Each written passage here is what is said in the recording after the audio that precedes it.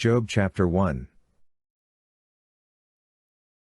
There was a man in the land of Uz, whose name was Job, and that man was perfect and upright, and one that feared God, and turned away from evil.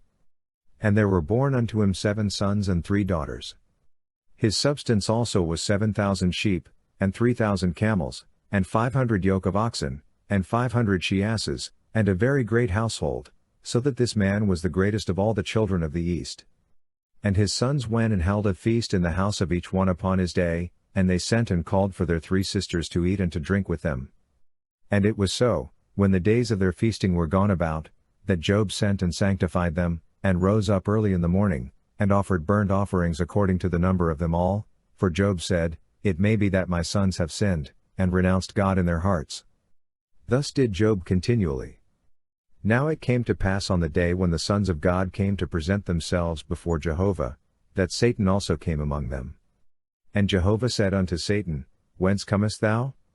Then Satan answered Jehovah, and said, From going to and fro in the earth, and from walking up and down in it. And Jehovah said unto Satan, Hast thou considered my servant Job?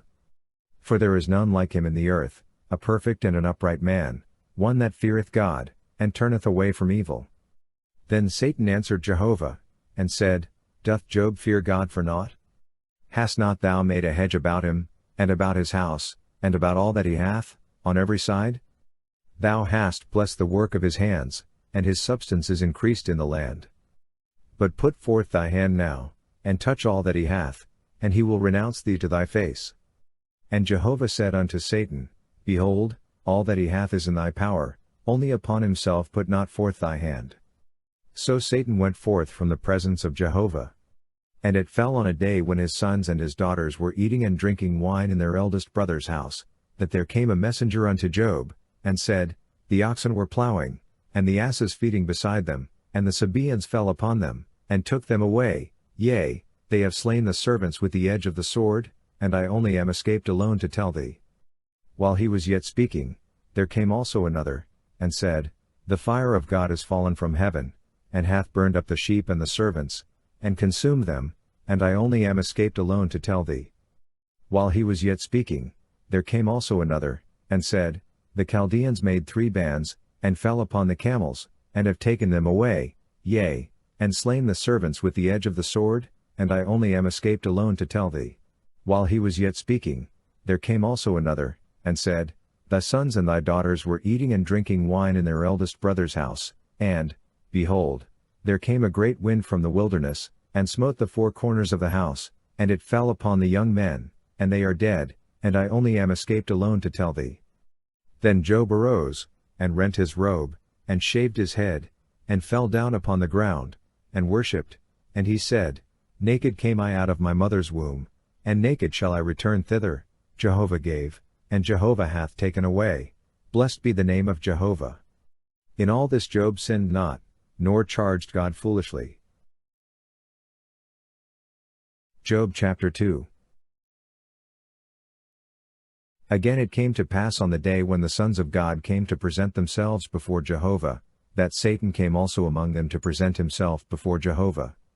And Jehovah said unto Satan, From whence comest thou? And Satan answered Jehovah, and said, From going to and fro in the earth, and from walking up and down in it. And Jehovah said unto Satan, Hast thou considered my servant Job?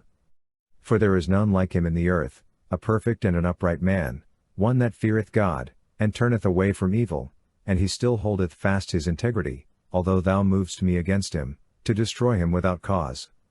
And Satan answered Jehovah, and said, Skin for skin, yea, all that a man hath will he give for his life. But put forth thy hand now, and touch his bone and his flesh, and he will renounce thee to thy face. And Jehovah said unto Satan, Behold, he is in thy hand, only spare his life. So Satan went forth from the presence of Jehovah, and smote Job with sore boils from the sole of his foot unto his crown. And he took him a potsherd to scrape himself therewith, and he sat among the ashes. Then said his wife unto him, Dost thou still hold fast thine integrity? Renounce God, and die. But he said unto her, Thou speakest as one of the foolish women speaketh. What? Shall we receive good at the hand of God, and shall we not receive evil? In all this did not Job sin with his lips. Now when Job's 3 friends heard of all this evil that was come upon him, they came every one from his own place, Eliphaz the Temanite, and Bildad the Shuhite, and Zophar the Naamathite, and they made an appointment together to come to bemoan him and to comfort him. And when they lifted up their eyes afar off, and knew him not, they lifted up their voice, and wept, and they rent every one his robe, and sprinkled dust upon their heads toward heaven. So they sat down with him upon the ground 7 days and 7 nights, and none spake a word unto him, for they saw that his grief was very great. Job chapter 3. After this opened Job his mouth, and cursed his day. And Job answered and said, Let the day perish wherein I was born, and the night which said, There is a man-child conceived. Let that day be darkness, let not God from above seek for it, neither let the light shine upon it. Let darkness and the shadow of death claim it for their own, let a cloud dwell upon it, let all that maketh black the day terrify it. As for that night, let thick darkness seize upon it, let it not rejoice among the days of the year, let it not come into the number of the months. Lo, let that night be barren, let no joyful voice come therein. Let them curse it that curse the day, who are ready to rouse up Leviathan. Let the stars of the twilight thereof be dark, let it look for light, but have none, neither let it behold the eyelids of the morning, because it shut not up the doors of my mother's womb, nor hid trouble from mine eyes. Why died I not from the womb? Why did I not give up the ghost when my mother bare me? Why did the knees receive me? Or why the breasts, that I should suck? For now should I have lain down and been quiet, I should have slept, then had I been at rest, with kings and counselors of the earth, who built up waste places for themselves, or with princes that had gold, who filled their houses with silver, or as a hidden untimely birth I had not been, as infants that never saw light. There the wicked cease from troubling, and there the weary are at rest. There the prisoners are at ease together, they hear not the voice of the taskmaster. The small and the great are there, and the servant is free from his master. Wherefore is light given to him that is in misery, and life unto the bitter in soul, who long for death, but it cometh not, and dig for it more than for hid treasures, who rejoice exceedingly, and are glad, when they can find the grave? Why is light given to a man whose way is hid, and whom God hath hedged in? For my sighing cometh before I eat, and my groanings are poured out like water. For the thing which I fear cometh upon me, and that which I am afraid of cometh unto me. I am not at ease, neither am I quiet, neither have I rest, but trouble cometh. Job chapter 4. Then answered Eliphaz the Temanite, and said, If one essay to commune with thee, wilt thou be grieved? But who can withhold himself from speaking? Behold, thou hast instructed many, and thou hast strengthened the weak hands. Thy words have upholden him that was falling, and thou hast made firm the feeble knees. But now it is come unto thee, and thou faintest, it toucheth thee, and thou art troubled. Is not thy fear of God thy confidence, and the integrity of thy ways thy hope? Remember, I pray thee, whoever perished, being innocent? Or where were the upright cut off? According as I have seen, they that plough iniquity, and sow trouble, reap the same. By the breath of God they perish, and by the blast of his anger are they consumed. The roaring of the lion, and the voice of the fierce lion, and the teeth of the young lions, are broken. The old lion perisheth for lack of prey, and the whelps of the lioness are scattered abroad.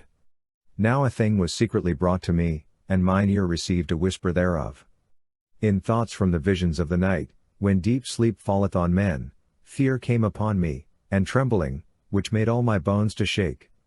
Then a spirit passed before my face, the hair of my flesh stood up.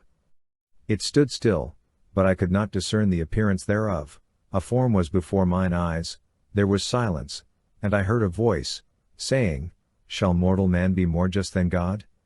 Shall a man be more pure than his Maker? Behold, he putteth no trust in his servants, and his angels he chargeth with folly, how much more them that dwell in houses of clay, whose foundation is in the dust, who are crushed before the moth. Betwixt morning and evening they are destroyed, they perish forever without any regarding it. Is not their tent cord plucked up within them? They die, and that without wisdom. Job chapter 5. Call now, is there any that will answer thee? And to which of the holy ones wilt thou turn? For vexation killeth the foolish man, and jealousy slayeth the silly one. I have seen the foolish taking root, but suddenly I cursed his habitation. His children are far from safety, and they are crushed in the gate, neither is there any to deliver them, whose harvest the hungry eateth up, and taketh it even out of the thorns, and the snare gapeth for their substance. For affliction cometh not forth from the dust, neither doth trouble spring out of the ground, but man is born unto trouble, as the sparks fly upward.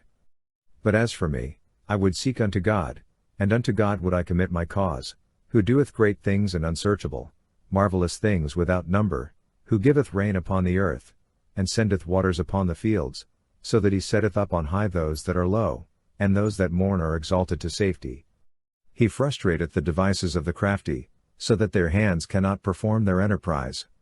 He taketh the wise in their own craftiness, and the counsel of the cunning is carried headlong.